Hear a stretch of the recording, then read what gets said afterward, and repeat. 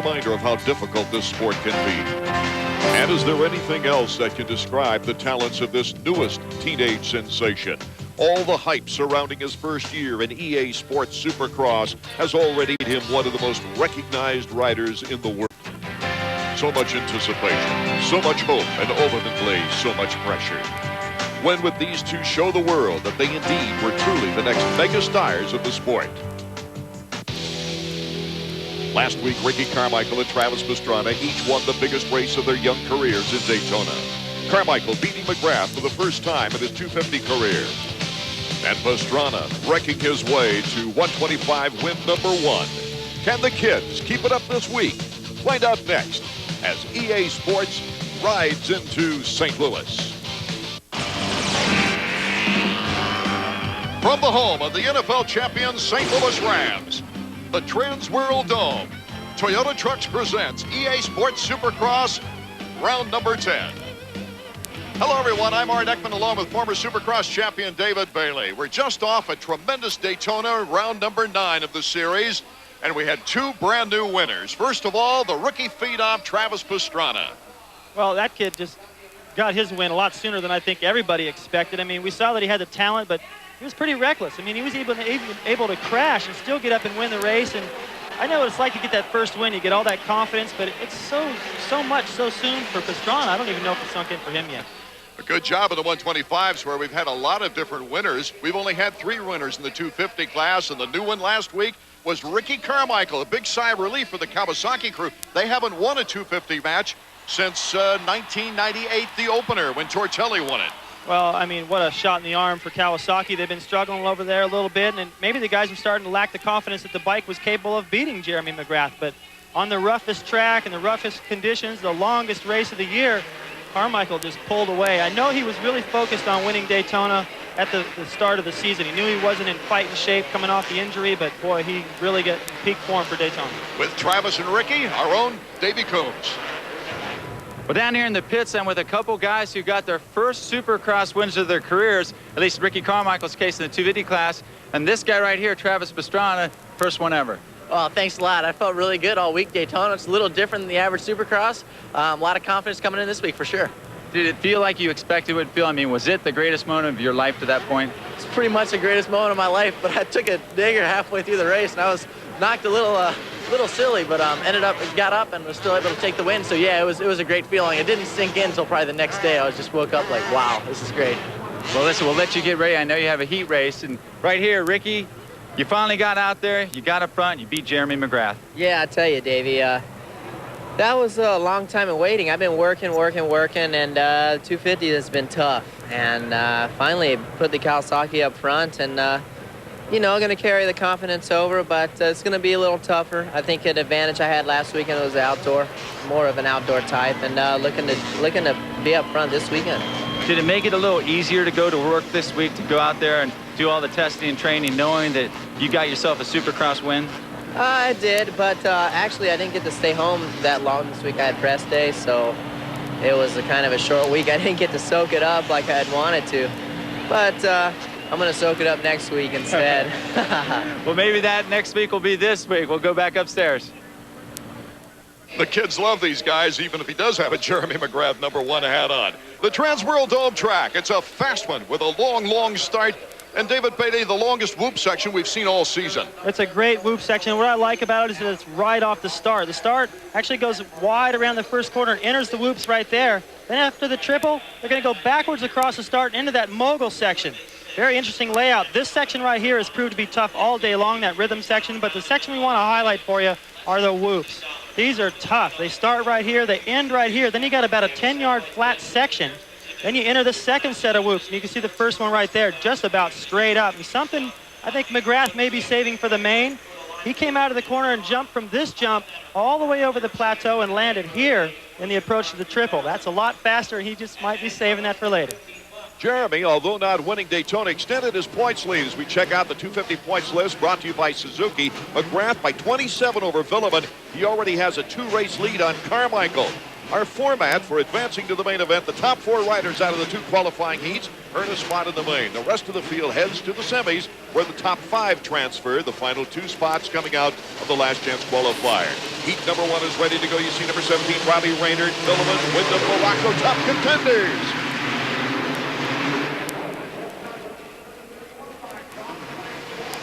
Our first qualifying heat underway. The battle is on. David Milliman, number 934, and Kevin Wyndham, number 14. Number 31 is Sebastian Waugh. Wow. Milliman and Wyndham just went through that second loop section so fast. I can't believe what I just saw. These guys, I think Milliman knew he had to get through there quick or he may lose that hole shot. Kevin was trying to stay with him, and they really pushed each other to a new pace through there. David Milliman, a 2-time winner on the season, interrupted Jeremy McGrath's great string of wins throughout this year. And Kevin Wyndham, who's looking for his first win of the season. See that different timing down that straightaway. I was anxious to see how that would work out. He was only able to open up that gap a couple of bike lengths. Milliman tripling twice in that long rhythm straightaway before the finish. Didn't really seem to pay off that much. These 2 riders starting to pull away from a group of 4 riders, including Jean-Sebastian Waugh. Number 5 is Mike LaRocco. Number 10 is Larry Ward. Number 17, Robbie Raynard, has returned to action. Wow. Waugh and Larry Ward getting together a little bit right there. It didn't affect Waugh. Actually, it kind of spun around just right, but it slowed up Larry a little. Mike LaRocco comes out of it in 3rd place. Number 5 on the Amsoil Oil Factory Connection Honda. Here's Milliman and Kevin Wyndham. Wyndham trying to put the heat on Milliman. Watch Milliman right here. Trip. No, he doesn't go for it that time. It's got to be just right or you can't do it.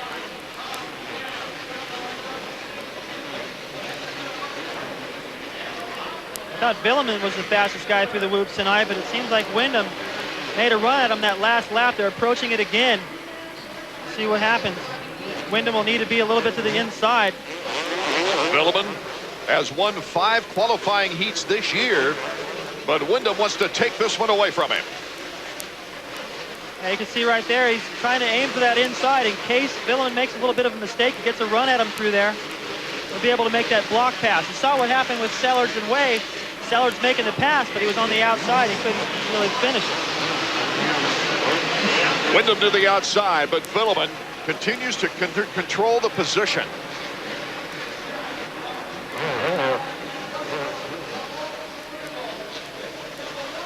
Here comes Wyndham now.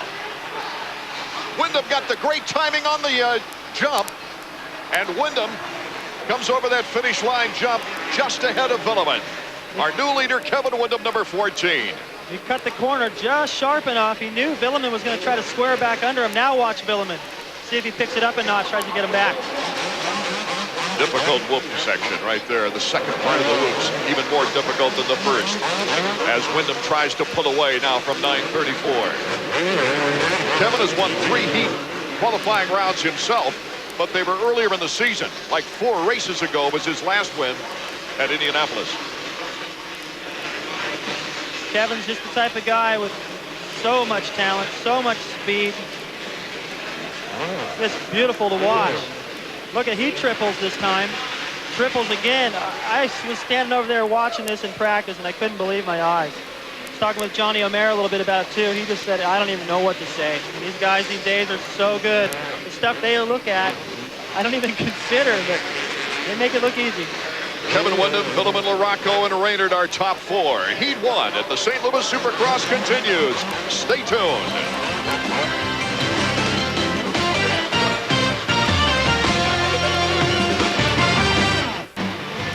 Back at St. Louis, our first qualifying round for the 250s. Our leader is Kevin Wyndham. He's had a tough time of it lately. David Milliman right behind him. And Wyndham darn near lost it just before we came back, David. No, it was ugly. He made a beautiful save, and it had to rattle him a little bit. Here comes Milliman. Wyndham still goes into the corner first. Here comes Milliman now, bar to bar. Now with that red cross flag there, riders down just to the left of the screen. Off to the side, these guys are not allowed to triple that if that's the case. Looks like Seb Armstrong is the rider down, and Milliman retakes the lead. Milliman's a fighter, Art. I mean, it's not that often you see a guy get past and come back the way he has.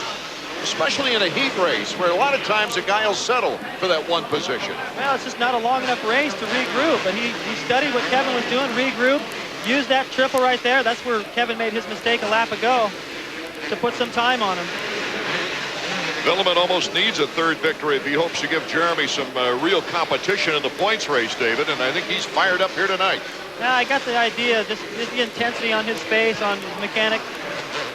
And, you know, these thirds were okay for a while. He was happy to be up on the podium, being consistent, but that's just not going to get it done when McGrath keeps winning. So David Villeman, number 934 of Team Yamaha, stretches it out on the triple. He's looking for the qualifying heat victory that'll give him a possible first choice at gate selection for the main event. The top 4 riders, remember, transferring to the main event out of our qualifier. So here he goes one more time through that section. He still triples it in traffic. It's a little close to the edge of the racetrack right there. Villeman can see the checkers. He takes them for the victory. Kevin Windham in second. Mike LaRocco will be coming across in third. Watch what happens right here with Kevin. He's going to go down and try to triple this. He comes up a little bit short. He still goes for the second triple, knows this is not even close. Boom, right there, lands. Almost loops it. He had the rear brake just to try to slam that front end back down. He almost went over the handlebars.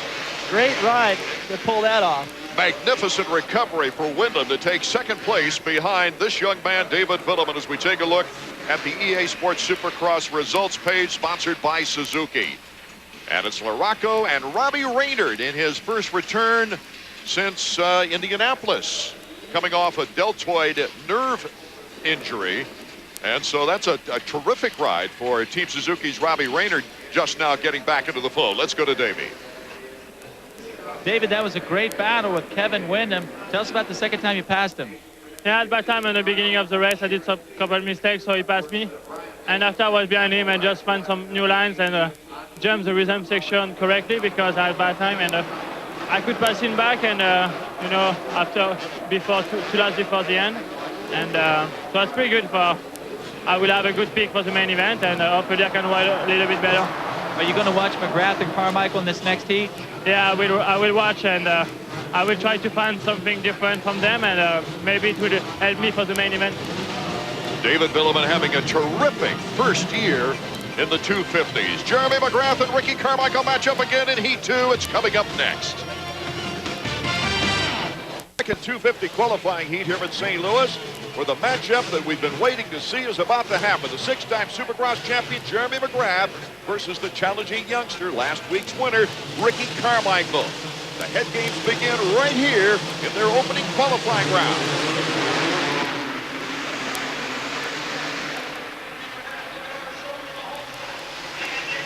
Carmichael to the inside. And the battle is on, bar to bar, with Jeremy McGrath down the whoop section. Oh, I like that whoop section right after their opening turn. I love it. It's one of the toughest whoop sections of the year because it's separated up in the middle, ruins the rhythm, and these guys are already trying to get in each other's head. Look at that. Ricky Carmichael looking over at the 6-time and defending champion. You know, remember back to San Diego when Ricky was trying to block Jeremy a little bit? Jeremy put a pass on him that I'll never forget. I wouldn't irritate that guy right about now. It's the privateer Kyle Lewis in third, as Ricky Carmichael continues to lead. Numero uno, Jeremy McGrath.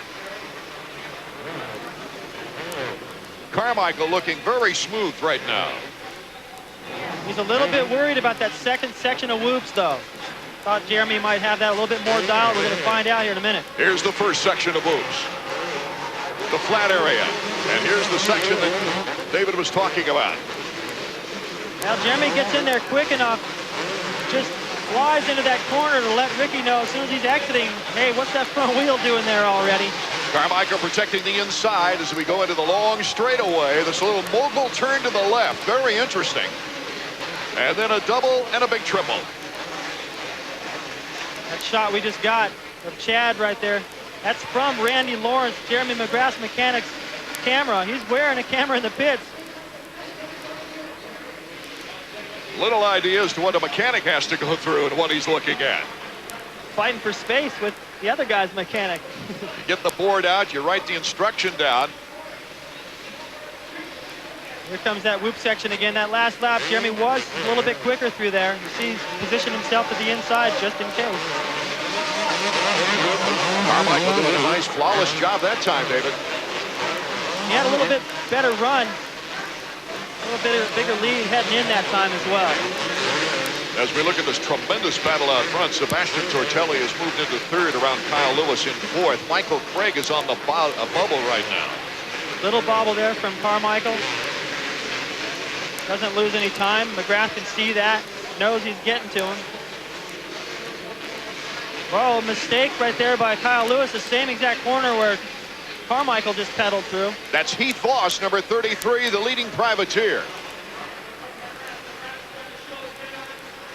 And up front, it's getting ever so tight. As we take a look at number 33, Heath Voss, who's had a tremendous year. Once again through that difficult whoop section. Carmichael, number 4.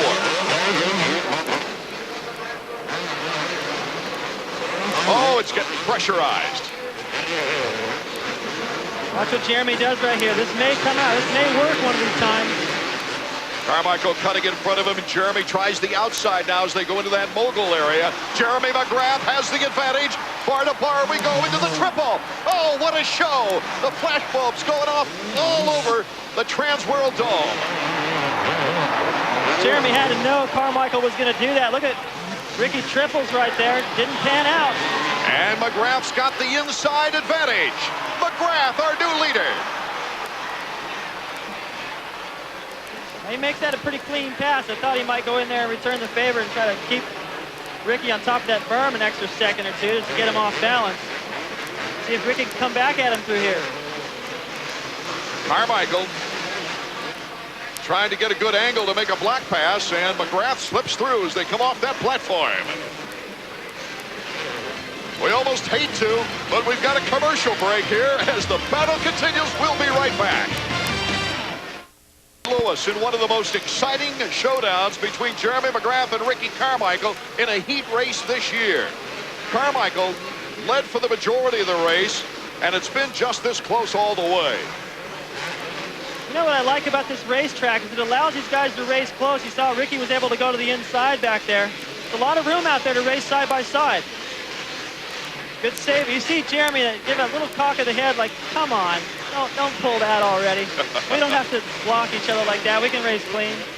But I don't know, if you're Ricky, you want to go in there and make sure that he didn't square it back underneath you. That's what he was trying to do, and he prevented it and held on to the lead because of that. Of course, Carmichael trying to bring to the indoor stadiums what he captured outdoors at Daytona with his very first 250 Supercross victory last week. Now, this is one of those deals where it's big-time head games. Whoever leads this event with the edge, this is going to be huge for the rest of the season. Jeremy's trying to set the record straight, going, look, Daytona's not really a Supercross. Lots of lappers. You caught me off guard right there, but you know, this is how it is. This is what you're going to be looking at the rest of the season. My back. Carmichael wants a proof, and he can win anywhere, not just Daytona. Well, just like when David Villeman pulled off a couple of victories against Jeremy McGrath, he came back with such a tenacious focus to reestablish things. 54 seconds you're seeing right there. That's 2 seconds slower than Villeman in that first heat.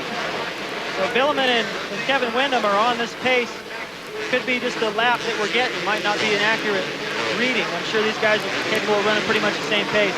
Here's the battle for the final transfer spot, the 4th spot. Heath Voss, number 33, on the privateer Honda against John Dowd of Team Kawasaki. Dowdy, number 16. Working his way to the outside. Look at that. Slingshots off there. That's what I thought was going to happen out front with McGrath and Carmichael.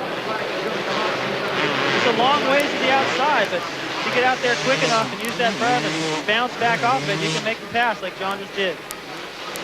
So John Dowd moves into that number 4 spot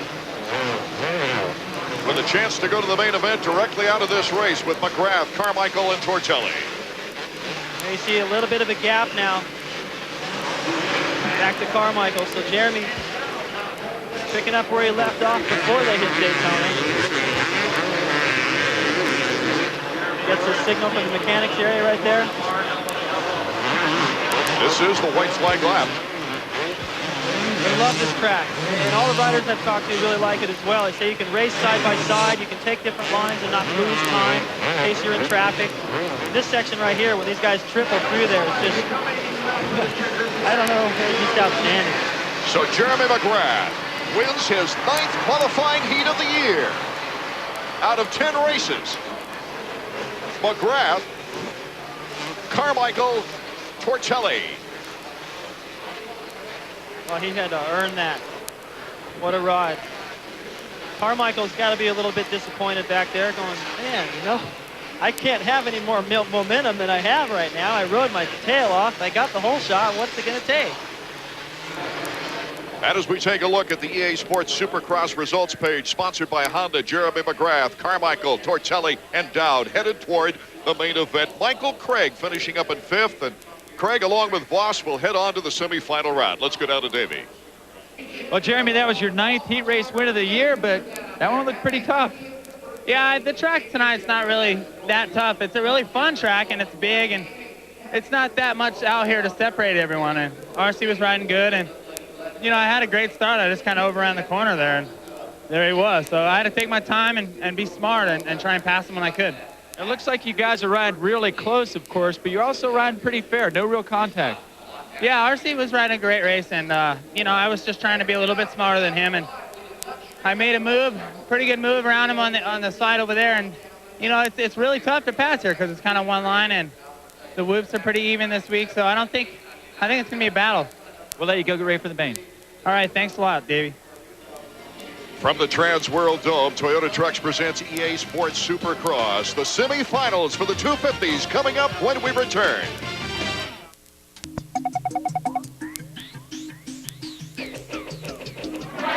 St. Louis, 1 year ago. Jeremy McGrath came to the Trans World Dome chasing his 6th Supercross crown. With a 47-point lead and just 5 events left on the schedule, it was obvious if Mike LaRocco, second in point standing, had any chance at all, he'd need the St. Louis win. In the first corner, LaRocco got a little help from McGrath, went alongside giving LaRocco the inside line and the lead. In the following set of jumps, McGrath was spot on, and in the second corner of the race, moved into the runner-up position. The chase was on. Also on was the battle for third. When number 5, Mikel Pichon, balked in the middle of the corner, Larry Ward moved alongside. Ward had the position, but not the momentum.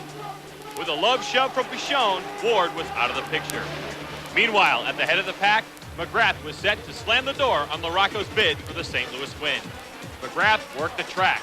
He got to the inside of LaRocco, forcing the Jack-in-the-Box Honda rider into an extreme outside line. That was all McGrath needed. He made the pass and was on his way to the checkered flag. It was Showtime's 6th win of the season and 58th of his career.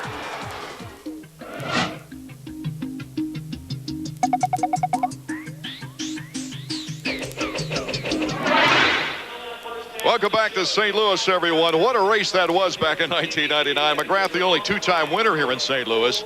There's 4 different brands have made it to the top step in the 4 races run in the Trans World Dome. And McGrath on the Yamaha that time, of course, David Bailey. He's on the Yamaha again here tonight. And what a matchup that was in the second qualifying heat with Ricky Carmichael. Well, just a huge battle of the mental edge going into the main event and even for the rest of the season. Whoever comes out of this with that edge is going to be a big boost. Daytona is a Supercross, but it's a little bit different than most, and I think Jeremy really wanted to establish his dominance again here indoors. Carmichael wanted to prove that he could do it anywhere, and they went at it. It was fun to watch.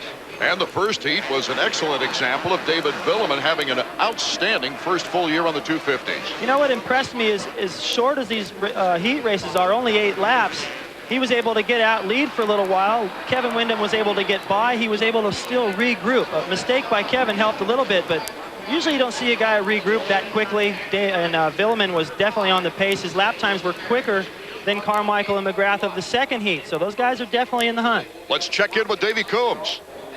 Down here on the floor, it's a welcome back for Team Suzuki's Robbie Reynard.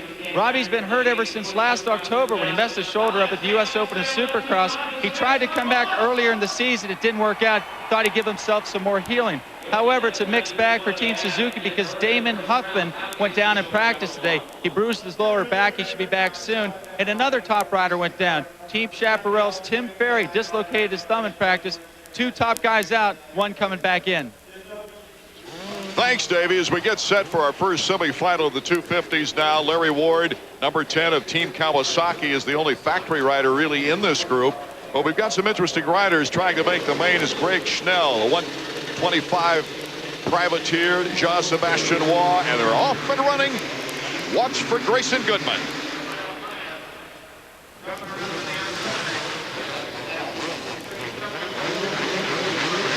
Greg Schnell, Larry Ward, and Goodman. Ward, number 10, takes the lead, as he should. Well, Goodman showed us right there that hole shot doesn't really matter if you can't hold the corner tight. The same thing happened to McGrath in his heat. Larry Ward really needs to win this. I saw him earlier this afternoon kind of horsing around out there. He looked like he's in a good mood. I know he's happy to be anywhere but in Daytona. Well, I think he's in a great move because he's finally getting back to some physical strength and healthiness after all kinds of nagging injuries, including a cracked rib in the upper part of the rib cage. And it's so hard to compete at this top level with some sort of an injury. You've got to be flawless. Everything has to be clicking. To be able to run the kind of pace those guys do to get on the podium. Ward's just been a little bit off. And Greg Schnell, number 63, you see him there, the 125 West rider. He's qualified for all of the 250 mains in the East Division. He's looked very impressive for a privateer. That's going to just give him a ton of confidence going into it. Larry Ward, for some reason, didn't do the triple that time. So Schnell, see right there, he closes the gap back up. But going back to Schnell, that should really boost his confidence coming off this 250 to ride that 125 shootout in Vegas. 62 is James Papolny, out of the state of Michigan, a Honda privateer.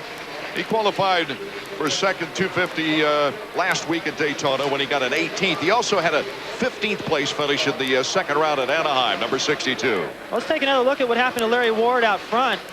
He's approaching the triple right here. Just, I don't know. I'm not sure why he didn't do that. He just wasn't comfortable. And as big as that thing is, you're better to play it smart. That's one of the bigger triples this year. Now you can see Schnell close the gap. So Schnell, who's had top privateer honors a couple of times, tries to catch up with Larry Ward, and we'll be right back. No down payment. Back to more EA Sports Supercross from St. Louis. Jean-Sebastian Waugh, number 31 of Planet Honda, a privateer who's made every main event so far this year, will have to go probably to the LCQ after that crash. We're on the final lap with Larry Ward just taking away with things. The Team Kawasaki rider headed toward the last couple of stretches before the finish line and a checkered flag. He's coming around to a section art where there's a little jump that I really think he needs to be getting over. It's a faster time. He's going to double here. He needs a triple right there. See this little bump right there, a little bump that he hits. He needs a triple over that. Greg Schnell was doing it in second. It was allowing him to close that gap a little through there. So Larry Ward heads to the finish line, jump, and takes the checkered flag with Greg Schnell right behind him there in second place. James Papolny, it looks like he will probably take third. Larry Ward avoiding the LCQ by winning the semifinal round here in St. Louis. Seems to be getting a little bit more comfortable out there, and he's taking this little extra bit of time on the track to scope it out. Look at that whoop section one more time. Checking out the EA Sports Supercross results page, sponsored by Honda. Ward, Schnell, Pavoni, Grayson Goodman, and Jason McCormick, all making it into the main event. The rest on their way to the LCQ. And let's go down trackside now to Davey. Well, Larry, after a tough start to the season, it looks like you're finally getting up to pace. Yeah, I feel a lot better. There's a lot of guys that are injured, so it makes me look a little better. But I'm riding better. I'm in good shape. That Team Chevy Trucks Kawasaki is running good. I'm just not gelling quite like I should. And I hope that it's over halfway through the season. I need to pick it up. I need to get some podium finishes before the end of this year. Larry Ward taking the checkered flag as we get set now for the second semifinal round with Michael Craig, a one-time Supercross winner. Heath Voss, the top privateer, but Kyle Lewis is also in this one. And joining us in the booth, it's my pleasure to have along with us Nicky Hayden. And we'll be talking about his tremendous Daytona 200 runner-up spot, but boy, what a race that was. Heath Voss getting an awful start, and that's Kyle Lewis, number 112 in the lead. Now, Kyle, many people were asking me who was the youngest 125 Supercross winner when Travis Pastrana, and Lewis had trouble, and we got a new leader right away, and that's Michael Craig. Now what happened, Lewis couldn't do the triple for some reason. I think he missed a gear right before the approach, so when he didn't do it, it just fouled up the whole pack right behind him. Watch what happens. Kyle almost going over the handlebars right there in neutral. Now, you know he's nervous down in there. That's no man's land. Guys jumping over him, and then a rider crashing off to the right. Everyone's concentration was just a little askew there. So it was really a mess. But anyway, I was going to say, and I want to get this out, even Travis Pastrana's father asked me, was he the youngest ever to win a 125 Supercross? And no, he was not. Kyle Lewis was by something like 12 days, all the way back in the 1987 season.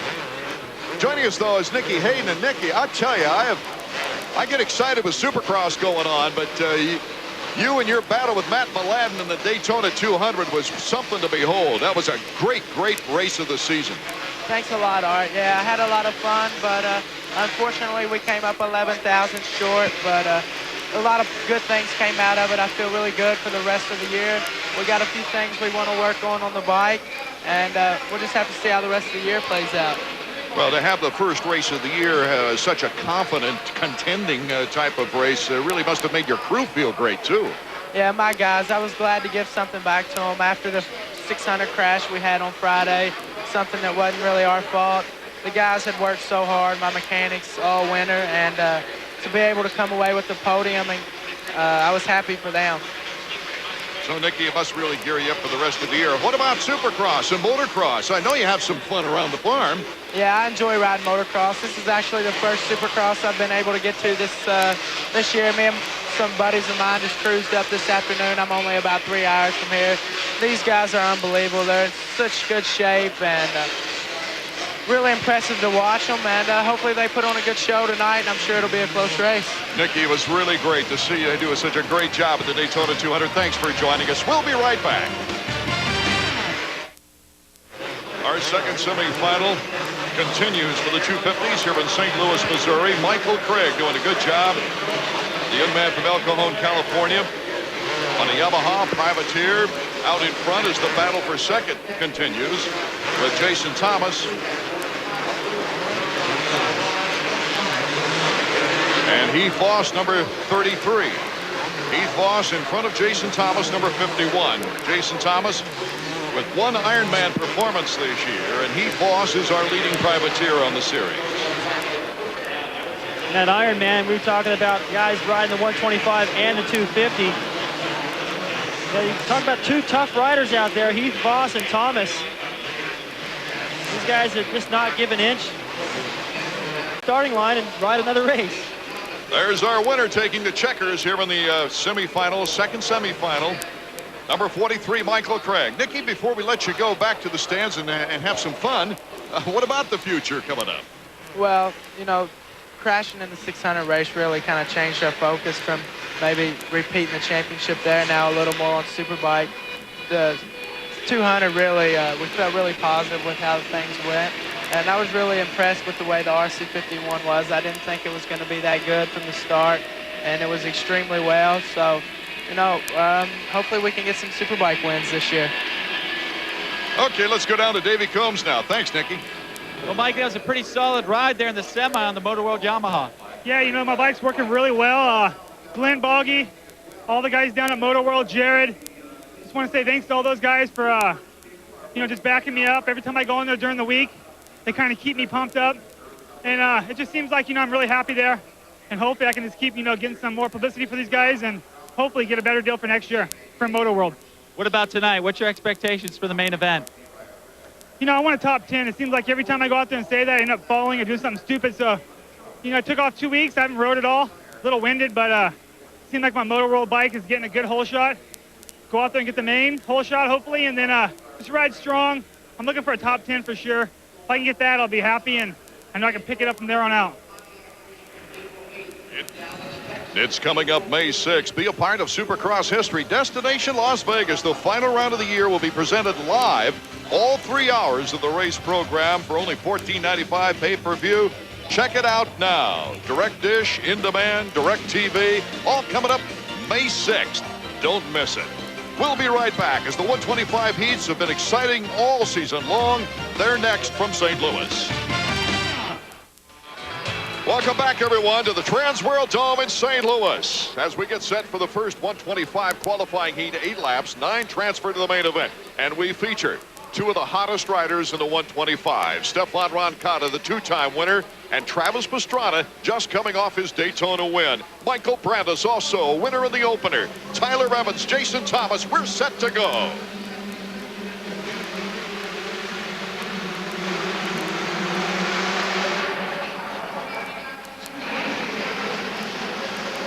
Travis Pastrana into the whoop section first. Tyler Evans, number 45 on the Suzuki, right behind the Team Suzuki rider.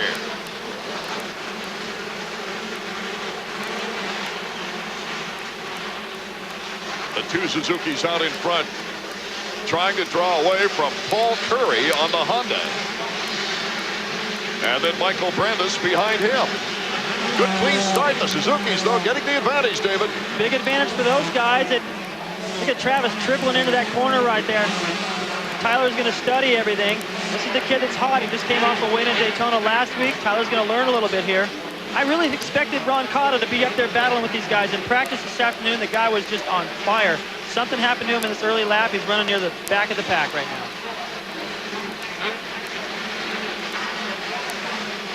He's in 11th position and has to get up to 9th before qualifying.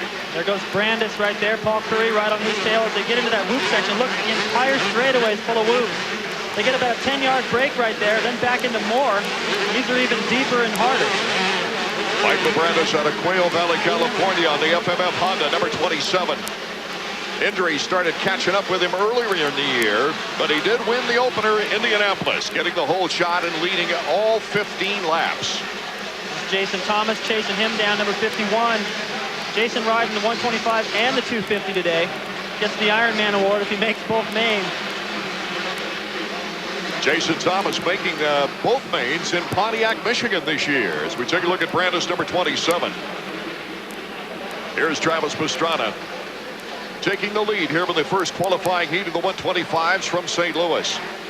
And still in pursuit is Tyler Evans. Tyler Evans has had a good year. It started out great for him. He had back-to-back top privateer honors riding in the 250s in San Diego and Phoenix before getting into the 125 East. Got a little bit of fashion statement going on there too with Tyler. He's got his jersey cut off short. Probably feels good out there. It's actually hot. These guys come off the track after these heat races, only 6 laps, and they're hot. Trying to stay cool, and I'm surprised. Actually, I guess I'm not surprised that much because Tyler's been riding super this year, but figured with the momentum that Pastrana had, he might be able to pull away a little bit by now, but he hasn't. Stefan Roncada moving up into the field now in 6th position, trying for a 5th. As he takes on Paul Curry, number 38, after passing Jason Thomas. Well, I think this should give you some idea. Looks like he's got that pass made, a little bit better timing. Attack that section a little bit quicker, but look how far he's come from. Travis Pastrana looked like he was going to blitz everybody in practice this morning, David. Well, the interesting thing about watching Travis, and it drives DeCoster nuts, I was talking to his mechanic, Lee McCollum, is that Travis, compared to Roncada here that we're looking at, he doesn't really mess around with trying to go fast out there. He just looks at different jumps, sees what the 250s are doing, tries to copy those guys, never really puts in a good lap. On the other hand, Roncada put in a lot of fast laps. There you see just less than 3 laps to go. And Travis Pastrana continues to lead with Michael Brandes in 3rd behind Tyler Evans, then Stefan Roncada in 4th. That's Roncada, number 26. In pursuit of number 27, Michael Brandes. Roncada, the only 2-time winner in the 125s this year in 9 races. So as this battle ensues, we'll be right back to St. Louis with more 125 qualifying heat action in a moment.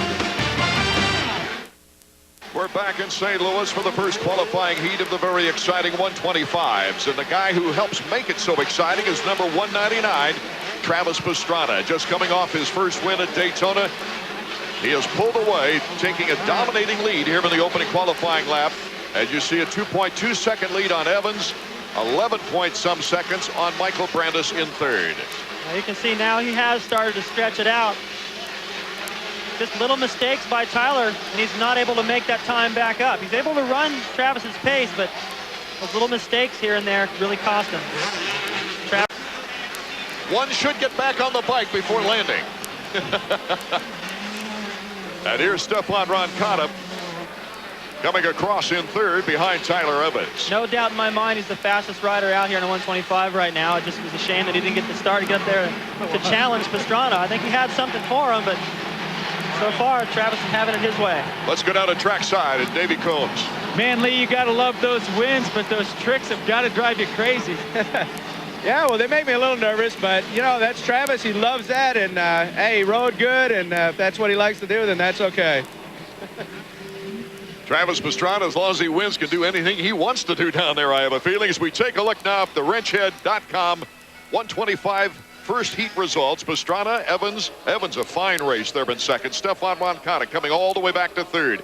Michael Brandis, Paul Curry in our top five. Jason Thomas, Samaradio, Gibson, and LaRusso will get the transfer directly to the main event. Let's go down to Davey. Travis, way to come out firing. You got that win in Daytona last week. Looks like you brought the momentum right here to St. Louis. Yeah, I feel really good coming into St. Louis. I have a lot of confidence. You know, my arm's running great. You saw it on that start. I was just pretty much gone. You know, if I can get a good start in the main, and my goal is to stay on two wheels, that's going to be tough, but I hope to do it. When you get back to the team truck, you think Roger's going to tell you to take it a little easy on those tricks? I mean, those were tough tricks. They weren't too tough. Just double heel clicker, Superman C-grab, no.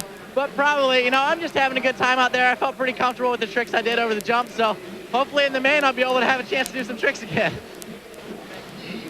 30-second board is up for our second qualifying heat. The points leader, Brock Sellards. Nicholas Way, he's hit the podium 2 consecutive times. Ernesto Fonseca, the defending champion. Brandon Jessman, a very fast rider. Kelly Smith, who led this race, the main event of 125s, for 14 3/4 laps last year before Fonseca made the aggressive move, took the lead and the win here in St. Louis. The second qualifying heat just about set to go. As we're looking at Robbie Skaggs, number 115 on the Husqvarna. The board is sideways. We're set for the second qualifying round of the 125s.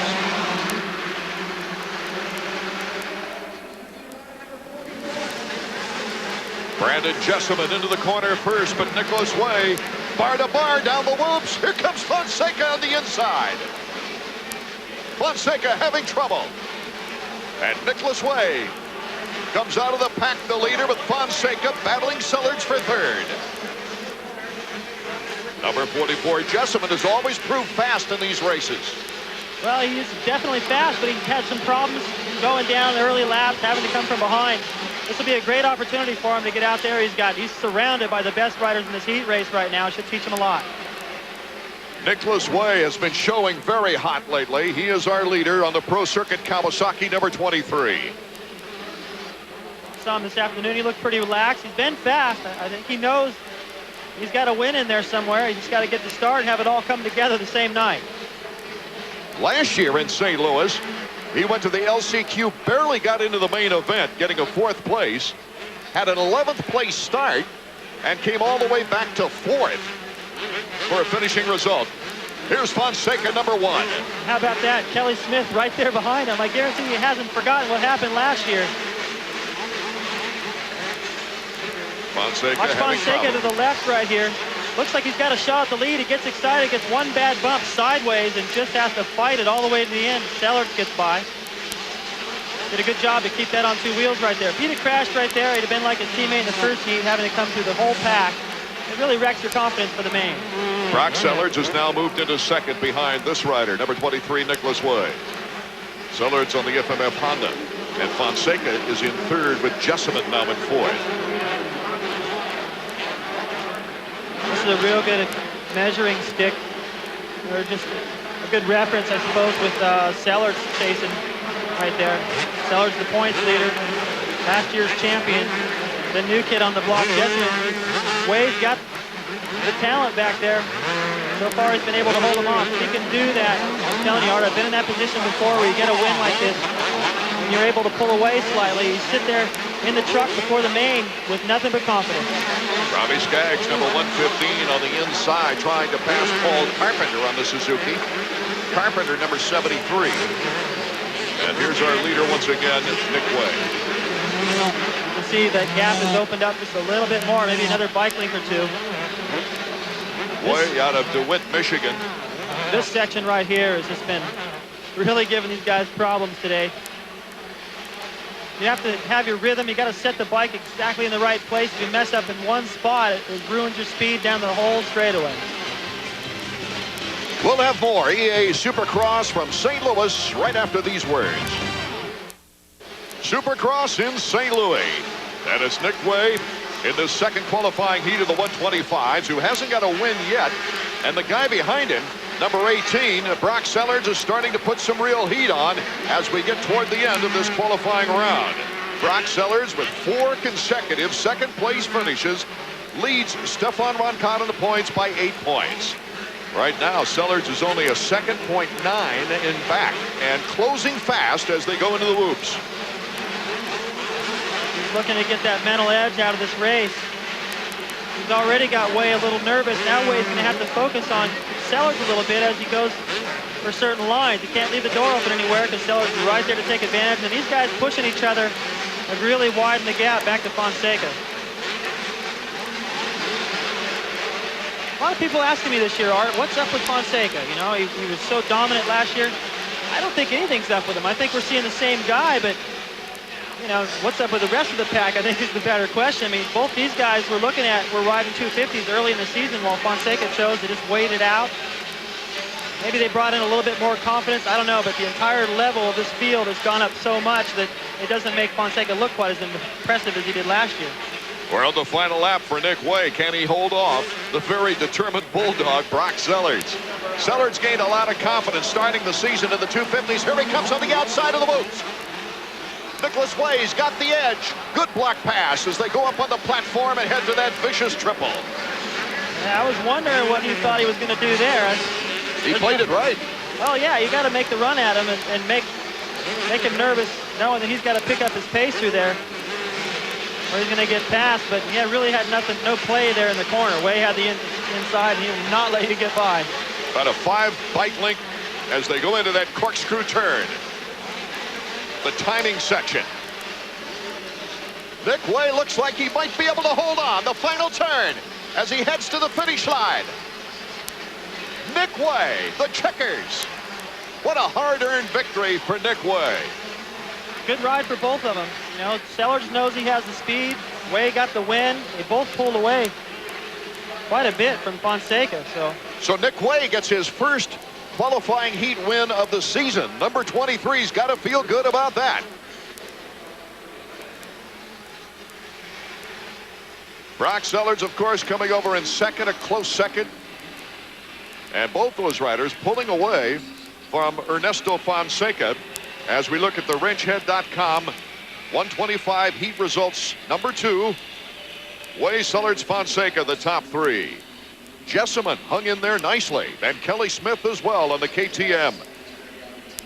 Robbie Skaggs, Shu, Carpenter, and DeHaan will make it to the main event. The rest go to the LCQ. Let's go to Davey. Well, Nick, good ride. This is your first heat race win of the year. Yeah, you know, I've been working really hard to get up on top of this podium, and you know, like I've always said, I just needed to get a start, and hopefully I can, you know I can run with those guys, and tonight, hopefully, if I get a start, I can show these guys what I can do and, you know, pull away.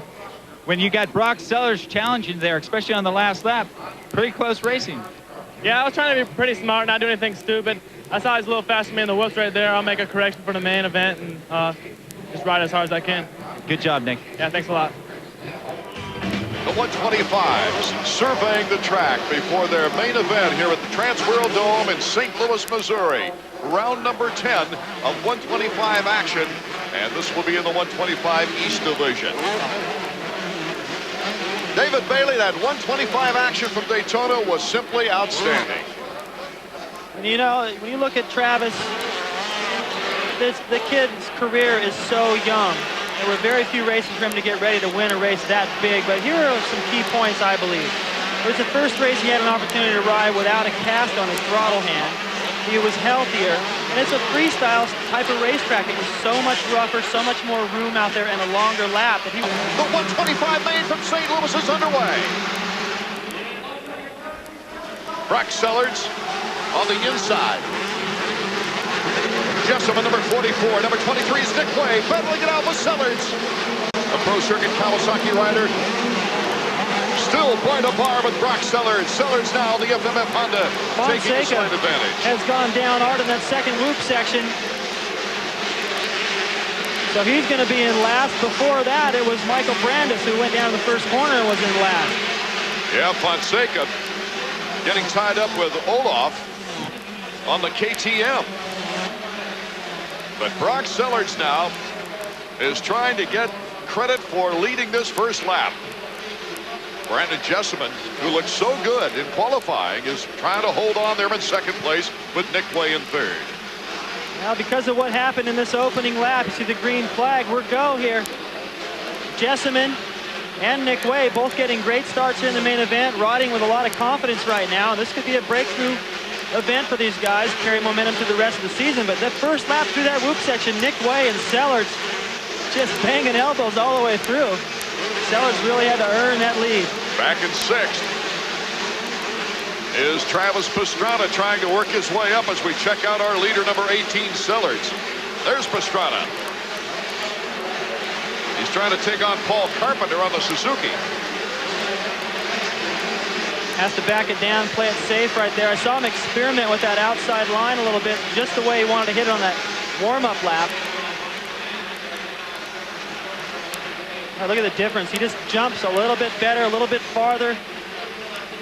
More momentum than most of these other guys out front, though, to try to pass somebody with that kind of ease. Pass a guy like Sellards, it's not going to look quite like that, but he's still in contention. He can look ahead off that finish line jump and see the leader. Pastrana learning patience in the earlier rounds. Really impressed with all the different things he's been through. And he's still this close in contention and without an injury. A lot of people felt like he had the speed, sure, but this kid hasn't been able to stay healthy that much through his career. He's taking on Tyler Evans from Salinas, California on the Demarini Suzuki. Travis Pastrana to the outside as they go bar to bar into the timing section. It looked like he had that pass made on Tyler Evans, but then he backed it down. They had just pulled the flags off that triple. A little bit of a good break there for Evans. I thought Pastrana had a pretty good run on him, and right behind those guys, it's becoming a battle with Ron Cotta catching up. You saw Sellards. He came into this race leading 3 laps on the year, and here is the battle behind him with Jessamine and Nick Way. Number 44, Jessamine. Number 23, Nick Way. This is going to get good. You see the photographer going, oh, I got to get a shot of this. The 3 guys coming after this battle. Some mistakes there by Way. He can't do the triple, and they are on him. There goes Travis. Comes Travis Pastrana to the inside. Pastrana outguns Nick Way on the straightaway. That was a big bonus for Travis to be able to take advantage of Way's mistake. Now Way is going to serve a little bit as a buffer for Ron Cotta and Tyler Evans back there. Well, maybe not. Here comes Evans, number 45, and Ron Cotta cuts in front of Way. You can't afford to make a mistake out here. That's been a couple by Nick Way, and he's lost 4 positions because of it. Ron Cotta 7.9 seconds behind the leader, Brock Sellards. Brock Sellards with a nice lead on Jessamine, and that's going to be our next battle coming up, Pastrana and Jessamine, as we take a look at Sellards, number 18, 4 times this year, second place, and he's really tired of finishing as a bridesmaid. Well, I guarantee you he wants this one bad. There's no reason he shouldn't be able to win it. He's got the speed, he's tough, he's not going to let somebody just come ride right around him. He's going to give him an elbow if he can. You can see the lead there. The riders, I believe, that can get up there and challenge Sellards are Ron Cotta and Pastrana. They got a long ways to go. So Pastrana trying to catch up on number 44, Brandon Jessamine out of Fomball, Pennsylvania. He's with the Motoria Suzuki. That's the Team Suzuki support team. We'll be right back with more 125 main event action in St. Louis after this. Supercross round number 10 of 125 action. However, number 199, Travis Pastrana, has just taken second place over his very good friend and riding mate, Brandon Jessamine. Just an unbelievable pass to the whoop section. Watch him. He just comes in here about 5 miles an hour faster, jumps right by. Hey, how's it going there, Brandon? I got a leader to catch. Sellard's coming the other way. Travis starting to close that gap ever so slightly. I don't know if there's enough time for him to make up that much ground, but he's definitely on the pace. All along, before the season started, as we take a look at number 44, Brandon Jessamine going down, Pastrana was telling us to look out for Jessamine. He's as fast as anybody out there. Well, we got a chance to see it right there, but those little mistakes really cost you. Sellers has to be aware of the fact that Travis is not that far behind. He is starting to gain. So it's going to be critical for him to not make a single mistake and to make really good decisions as he moves to the lap rider. Brock Sellards had the lead, and Pastrana took it away from him at Daytona. Pastrana then went down in a crash, and Sellards just barely passed him, but Pastrana caught up very quickly to get back up on the bike and then pass Sellards for his very first 125 victory. Well, there it was, front end washed out on Jessamine right there. He was probably already thinking ahead to that whoop section, which that'll get your attention, it'll get anyone's attention, and that loose stuff got the front end away from him and cost him a few positions. Jessamine's coming off his best finish of the year, the 7th at Daytona, as we go back to our leader now, number 18, Brock Sellards. Can he hold on for his first victory of the season? His very first 125 victory came last year, and that was in Pontiac. Well, as they approach the halfway point, there's Cliff White, the Honda team manager, very instrumental in making these 125 Hondas run. He's a little bit concerned because he can see with the laps left that Travis is gaining fast enough to make a race of it to the checkered flag. Dan Bentley, one of our Honda close-ups, is the liaison for Team Honda and FMF, their support team, and does a fantastic job of making sure that this FMF team has what they need from American Honda. But number 199, he's more concerned with Team Suzuki right now.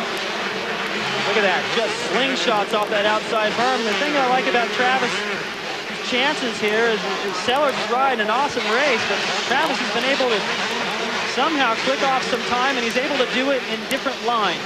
Now, if he was clicking off that time in the same groove that Sellards was running, I would have my doubts about whether he was able to make the pass if he caught him. But Travis seems to be able to go anywhere on the racetrack and still close the gap slightly. Sellards has proven to be a consistent contender. There's no question about that. But can he match the tremendous speed of Pastrana? As we take a look at the battle for fifth, and right there, Fonseca makes the move on Tyler Evans. Actually, it looked like Tyler was trying to come underneath him right there, and he came in so hard. I think he surprised himself at how quick he turned. That could have been a little bit of a dirty move to get in there and make a block pass. It would have been some contact, though. Boy, what excitement Fonseca created here last year, as KTM's Kelly Smith was on his way for the very first victory ever in Supercross for a KTM. Had only about a third of a lap to go, and Fonseca ran into him. Sellards has got to be feeling the heat right about now. I hate this feeling, Bart. I've been there before. I've been in the lead, had Rick Johnson or Omer or somebody closing the gap, and you're doing the math in your head. Okay, at this rate that he's catching me, are there enough laps for me to hold him off? Because it's so, trust me, if he could pick it up, he would. He's going as fast as he can, and it's just not enough right now. Number 18, Brock Sellards continues to lead our 125 main event. Can he become another first-time winner here on the season? Toyota Trucks presents EA Sports Supercross, and do we have a fine one in the making right now in the 125 main event? Travis Pastrana has picked it up, and he is just behind number 18, Brock Sellards, in a battle for the lead. The crowd is starting to come alive here in St. Louis. They're great sports fans here. We have a record 52,841 fans, a brand new Trans World Dome record, watching this action on the straightaway. They'll go into the little mogul left-hand turn. And they're battling toward the triple.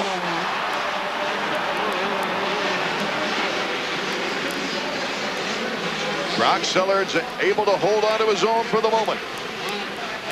We're seeing a really patient Pastrana right now. Decided not to triple into that corner, going, no, I caught him, I can stay with him. If he's just going to try to stay close, as soon as they get to that whoop section, he is going to let go and hold it wide open through there. Brock Sellards, he's tough, but look at Pastrana through the whoop section. We've got lappers in front, and Pastrana has to back off a little bit. And Brock Sellards, oh, they didn't touch. Sellards backed off. A good sportsmanship-like move from Brock Sellards, really, because he could have whacked Pastrana really well there. He was just trying to make anything happen, force Pastrana to go through that corner perfect. And if he made one little mistake, gripped a little bit too wide, he would have had him pass back. I don't think. Check this action out again, David. Well, right here, you know that he's going to try to square him, but Travis cut the corner so tight, it really took that opportunity away from Sellards. And Travis gives a little look back. Popularity and coming into the 125 ranks with exciting and effective riding. See Lee McCollum, his mechanic, just briefly there, as we've got only 2 laps to go for Travis Pastrana to become the second two-time winner on the season. Be smart. Lee McCollum is saying to Travis Pastrana, use your head right now. You know, with the lead that he's already opened up, Art, he can really afford to tone it down just a little bit and not make any of the mistakes that he was famous for at that first round. But, you know, it really was only the first round where he was making those rookie mistakes. He's learned ever since. I can't believe that he erased that gap that Sellards had on him. It's just unbelievable. Incredible quickness. I mean, I think this kid would do well in 250 class. The white flag is out. One more lap to go in St. Louis for Travis Pastrana. Look at the fans. They're all standing up. Pastrana wants to join Stefan Roncada as the only two-time winner on the season in 125s. The heel clicker. Oh, he's got another triple jump and that finish line jump. He was chomping at the bit to lead this race and have an opportunity to show off some of his freestyle skills. And here they go.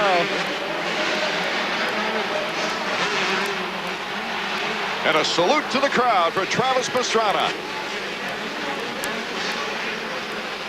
Only moments away now from his second victory. Incidentally, the youngest winner in 125 Supercross history, Kyle Lewis, also got 2 wins in a row at 16 years of age. The checkers for Travis. I don't know what he calls that, but I don't think he really had it figured out in his mind. He didn't have much speed at that finish line jump, but either way, the crowd loves it. I mean, they love this kid. How can you not? He's so polite. He's so happy to be out here. And he's so talented. Sellards has got to be thinking, what am I going to do to hold this guy off? In the previous 15 years of 125 Supercross, we've averaged 5 winners a year, but we've already had 8 different winners now in 10 rounds. But this guy wants to win all the rest of them. And he might have the talent to do it.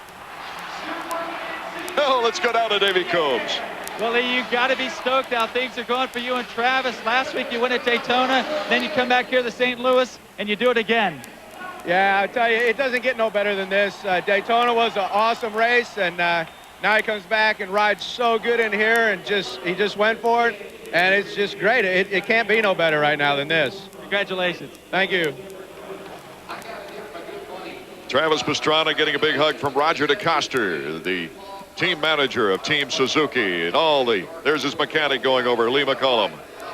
Let's check out now the Suzuki results page. How appropriate is that? Sponsored by Suzuki. Travis Pastrana, Brock Sellards holds on to second place once again. 5 straight second places for him. And Roncada did a good job of getting back up on the podium in 3rd.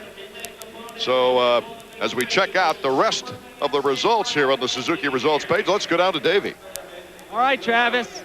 First indoor win, that's what it said on the board. Oh my gosh, I can't explain enough. Daytona was awesome, but you know, I didn't crash. I wrecked 4 out of the first 4 races, so I can't say enough. My RM 125 is just a rocket ship out there, and the crowd is backing me. It's so cool. You didn't have that great of a start, and we saw the leader Sellers start to get away from you. David Bailey was saying he did think he had time to catch up, and then he was just so impressed by what you did. Well, thanks a lot. You know, I've been training really, really hard with Robbie Raynard, and I didn't get tired the whole time, and this is the first race I really didn't get tired, so I've been working really hard, and I can't say enough for everyone that's backing me, my kid Lee McCullum, and you know, everybody. It's an unbelievable feeling. Great job tonight. Hey, thanks a lot, Davey. So all the kids are having some fun here tonight in St. Louis as Travis Pastrana takes his second consecutive 125 action. And if my mathematics are correct, and we'll have to check them later, I think he's moved into second place in the 125 points division behind Brock Sellers. We'll be right back with the 250s in a moment. A new Trans World Dome record of 52,841 fans saw a great 125 race, but while we were gone, it was a short LCQ. Jean-Sebastian Waugh continues to keep his string alive as a privateer, making every main event. Kevin Krein will also fill out the 20-rider 250 field as we take a look at our Suzuki LCQ results. Well, David Bailey, I've got to go back to Daytona after seeing that great heat action between McGrath and Ricky Carmichael. Carmichael getting so much confidence out of that very first 250 victory. Well, you know, he was gunning for Daytona from the first race of the year. He came into Anaheim. He wasn't 100%. He thought, you know, by Daytona, the way he had it figured, he should be at peak form. He came in peak form, and I think he caught McGrath a little bit off guard there. McGrath was sick during those critical weeks leading up to Daytona where fitness would really play a part, and that hurt him in the last 8 laps. Another thing is, I think Jeremy came off 80 laps consecutive, 4 race wins in a row. He may have let his guard down just a little bit, dropped some of that intensity, and at the same time, it was in Florida. Ricky was there in front of all his friends and family and picked up the intensity a little bit, and that was the difference. For him to keep the ball rolling here, well, that's going to be a tough one because McGrath already shut him down in the heat race, and he's going to probably have to use that to get himself a little bit more fired up. Come in here a little bit more angry and attack Jeremy. The 250 lineup sponsored by Honda as we check out Jeremy McGrath. Got the first gate selection. David Villeman, a 2-time winner. Ricky Carmichael just coming off a win. Kevin Windham, Sebastian Tortelli, Mike LaRocco, John Dowd, Robbie Raynard back in action along with Larry Ward, Michael Craig, Greg Schnell, and the rest of the privateer group.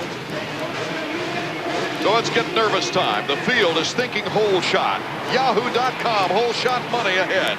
Carmichael and McGrath have tied so far this year with 3 apiece. Villeman with 2. And Damon Huffman, who's not with us because of an injury in practice earlier today, has 1 hole shot on the season. I'm thinking it's about time for Kevin Windham. There is it right there between Carmichael and McGrath. It's about time for him to get a hole shot. He was hot with those for a while. I haven't seen one. Hasn't got a hole shot this year, but he's had good starts earlier in the season. He needs one tonight. The 250 main from St. Louis is underway.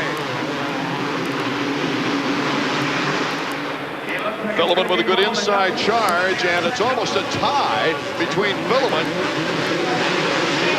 and another rider, Greg Schnell, 63.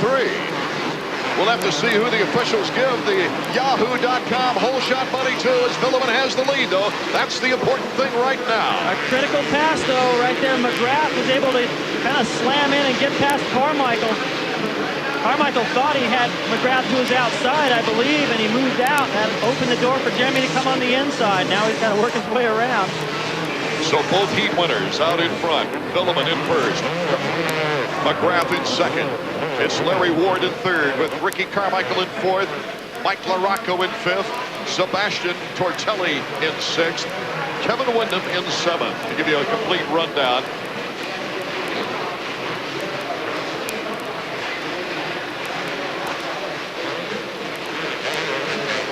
The battle for fourth is between LaRocco and number 4, Ricky Carmichael. Really getting through that root section fast now. He knows he's got to pick up the pace, get around his teammate, Larry Ward, and start attacking McGrath and Villeman. Otherwise, those guys are going to disappear. McGrath is really putting the pressure on Villeman out front. Ricky try to make it 2 in a row. He needs to get up there now. David Milliman is leading his 26th lap of the year. But when it comes to laps led this year, move over for McGrath. He came into this race leading 119 of the 180 laps on the season. That's scary for everybody else in the race, especially for Milliman right now. He knows, maybe not that exact lap count, but he knows that Jeremy is the dominant guy, and it's intimidating. So the winningest rider in the sport's history is starting to put some heat on the Team Yamaha, number 934. While these guys get close, watch Carmichael enters the corner. Oh, mistake. Milliman stalls it. That gives McGrath a big lead now. Look at the gap. And Carmichael is into third. A 2.5-second lead, just like that, for Jeremy McGrath. Yanks that tearaway in the air, clears up his vision a little bit more. Watch him triple down that straightaway. Milliman doing it as well. Check it out again. Milliman stalling the engine. Well, he gets into the inside, smart. He's got to protect that. McGrath follows him in, then he changes his mind, gets to the outside just at the last second. Perfect timing, as he would have been affected by that mistake with Milliman, and Carmichael would have closed on him both. And so number 1 is out in front once again. He has won 6 of the 9 races so far. Landed on the podium 8 of the 9 races. Just the incredible champion, the icon of Supercross. And yet still, Randy Lawrence says focus. Got to keep him looking forward, not worry about what's going on back there. Show him the lap times, get him to race the track. 53 high. Just to give you an idea how fast Pastrana was going in that 125 class, his lap times were 55. That's not far off. We're looking at the best riders in the world, these 250s. Welcome back as Toyota Trucks presents EA Sports Supercross from St. Louis. Our leader going through the straightaway and into that little mogul turn is number 1, Jeremy McGrath. Off the big triple, he's approaching a really tough section. Just stretching it out more. And the battle right behind him is underway with Windham and Ward. It's McGrath, Milliman, Carmichael. And then we get back to several bikes, including Larocco, Tortelli, Ward, and Windham. See Windham jump into that corner all the way to the inside for a couple reasons. Probably there's some ruts in the face of the jump. He's trying to avoid them. Also, by going to the inside, he cuts away the opportunity for Larry Ward to make a block pass.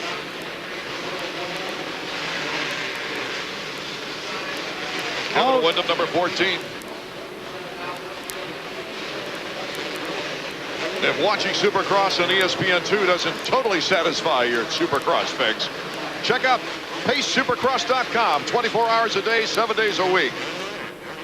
Number 10, Larry Ward, Team Kawasaki, battling with Kevin Windham for 5th place. McGrath, Milliman, and Carmichael, the top 3. McGrath still has a big, big lead. Getting back to where he was before they headed outdoors to Daytona, dominating. I think Carmichael really felt like he had a chance to come in here with that momentum and give Jeremy a run for it, but he hasn't been able to touch him. Let's go trackside now to Davey Coombs. Davey. All right, I'm watching Cliff White and the people at Honda. They're watching Sebastian Tortelli lead the guy they thought was going to challenge for the title this year, Kevin Windham. To say Windham's been a disappointment to this point is an understatement. I talked to his mechanic Allie. He told me they're going to have a whole new attitude from here on out. Forget about the point standings and just try to have fun again. It's something Kevin hasn't done to this point this year. Yeah, that's a good point. I mean, whenever you see Kevin, you don't see that smile we saw a couple years ago quite as often. And you know, I've been in a slump before. 1985 was a horrible year for me, and I couldn't even barely make the main event. And then at the end of the year, I decided, you know what? I was so far out of contention, it didn't matter anymore where I was in the points. I just tried to have a good time. My dad said, you know what? Just go out there and ride like you can, and it turned around. I started winning races. Yeah, the guy whose slump has maybe one race is out in front of this one, and that's number 1, Jeremy McGrath. He's been involved an intricate part of every race here in St. Louis. In the 4 previous races, of course, it was Jeff Emig breaking Jeremy's string of 13 straight wins, ruining his chances for a sweep on the season. That was 1996. Then in 97, Jeremy came back to gain his last of 2 wins on a Suzuki. In 98, McGrath had that bang-bang clash with Lusk for second place, you might remember. And Wyndham ended up winning the race on a Honda. Then 99, LaRocco got the whole shot, but then McGrath came on with the Chaparral Yamaha for the first Yamaha win. So we've had 4 different brands win the last 4 races here in St. Louis. This would be the double up for Yamaha. McGrath holds on. McGrath tripling all the way down that straightaway, approaching the finish in traffic. I mean, I can't even believe they're doing it in the first place, and he's able to still do it, work his way through the lappers and extend that lead even more. The guy's amazing. No wasted time. That pass on Carmichael, I believe that was really critical. That second corner, he was able to go in there, make a block pass, caught Ricky completely by surprise. There you see the lap time starting to go up a little bit because he doesn't have to keep running those 53s. He already discouraged everybody. Now he's got Milliman worried about preserving second rather than trying to catch him still. And here comes this section again. Look at this.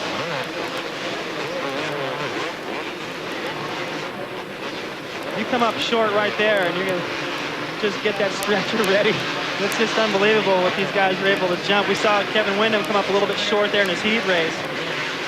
Put in a great save, but